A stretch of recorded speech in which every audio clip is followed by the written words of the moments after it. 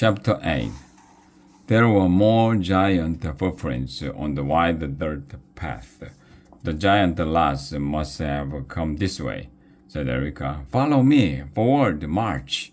Erica led the way along the side of the path. The others followed her.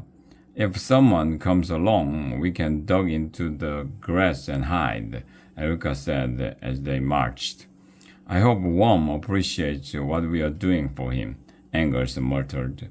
After a while, Worm came to another sign. This time, Janice read it. Welcome to Gigantia, land of giants, giants only. This means you. Trespassers will end up in the stew. We are really in the land of giants, said Dudley. Wait till I will tell the other Class 1 kids. Wiglaf only hoped Dudwin might live to tell about being here. He felt his knees shaking. He did not want to end up in a stew, but Worm needed their help. They had to go on. Fighting giants is better than slaying dragons, Dudwin said. Giants have treasure too, don't they? Maybe we can get some gold. You sound like my Uncle Mordred, said Angus. They came to the foot of a hill.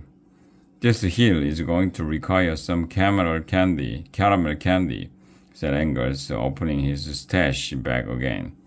I could use a caramel, said Wiglaf. Me too, said Dudwin. We all could, said Erica. How about sharing today, Angus, said Janice. Angus sighed loudly. Just this once, he said. Then it's back to my Beijing no-sharing policy. He handed each of his friends a single caramel, and they started up the hill. Erica was the first to reach the top. Look, she said, over there, a castle. Wiglaf saw it too. It stood on the top of a steep, rocky hill. We are not climbing that, are we? Angus asked. How do we even know that's the right castle? You see any others? Asked Erica. And it's a big giant size, in fact. We are doing this for Worm, Angus, said Wiglaf. He needs our help. Angus sighed. This is going to require marshmallows.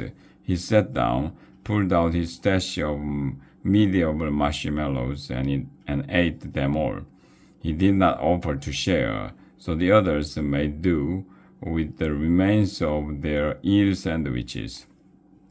The sun was setting as the Worm official rescue mission started up the steep rocky hill. Dudwin scrambled up in no time. Angus kept slipping on the stones. Once he nearly rolled back down, at last they reached the giant's castle. It was an old castle with crumbling stones covered in moss and vines. The moat was empty.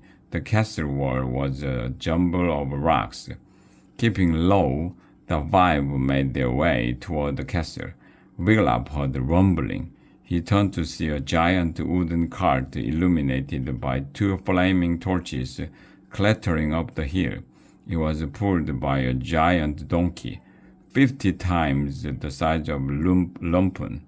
A giant woman with blonde curls sat in the back. The driver was a surely-looking goblin half her size, with swamp green skin, bushy hair, and crooked yellow teeth. Hide, Erica whispered. They all scurried behind the craggy rock and picked up. The cart pulled up to the door and stopped. Greed! The giant shouted so loudly that Wiglaf felt the rock tremble. The door! The door creaked open. This is our chance, whispered Erica. Quick, jump onto the back of the cart. Wiglaf heart thumped as they scrambled across the rocks to the cart. Dudwin quickly climbed up the wheel spokes. He helped pull the others up after him. They huddled together on the back of the cart. Wiglaf's teeth rattled as the cart wheels thundered over the rocks and through the giant doorway. The cart stopped inside what looked like a stable. The giant swung down from the cart. Another surly-looking goblin scurried toward the cart. He wore a dirty white jacket. "So good to have you home, Lady Hopping Lodge," the goblin said in a wheedling voice. "Unharness Clip-clop greed," the giant ordered the goblin. "I've been driving for hours. I hope you've cooked me a good supper. I'm so hungry I could eat a horse." "Hee-haw," said Clip-clop nervously. "Indeed, Lady Hopping Lodge," said the goblin, grinning and bowing as he unharnessed the donkey. "I made you a lovely blood pudding." "Blood pudding?"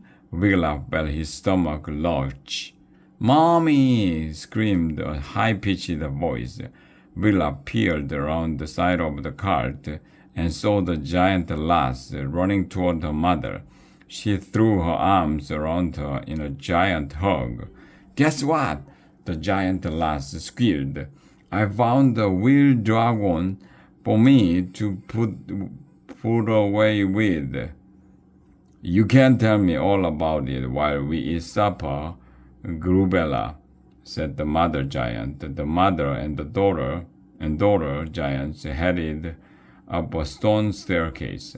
"I put the well dragon in a cage in my womb," bellowed Grubella as they went. "I dressed her up with a princess hat with pink ribbons. She can be friends with my stuffed pinky dragon." Wiglaf's heart sank. "Pink ribbons? Poor worm. I'm gonna have tea with my dragons and my dowies," Grubella went on, "and I'm gonna call my real dragon Princess Sparkle." "Princess Sparkle?" exclaimed the mother giant. "What a pretty name for your dragon." The giants disappeared into the castle. Wiglaf heard no more. "Princess Sparkle, indeed," huffed Erica. Worm waited until Greed led Click-Clap up to his stall. Then Wiglaf and his friends jumped off the back of the wagon. They hurried over to the stone steps. Each one was twice as tall as Wiglaf. "How are we going to get into the castle?" he asked. "We are too small to climb up those steps." "I can climb them," said Dudwin. "I can climb anything." "Here," said Erica, taking a coil of rope from her tool belt and handing it to Dudwin. "When you get to the top, throw it down to us." Dudwin managed to find the toe holds in the stone and soon climbed up the 5 steps. He threw the rope down and held it as, one by one, the others climbed up.